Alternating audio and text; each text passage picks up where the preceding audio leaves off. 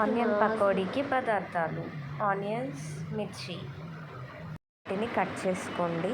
కొంచెం సాల్ట్ వేయండి. బాగా మిక్స్ చేసుకోవాలి. వాటర్ కంటెంట్ వచ్చేలాగా.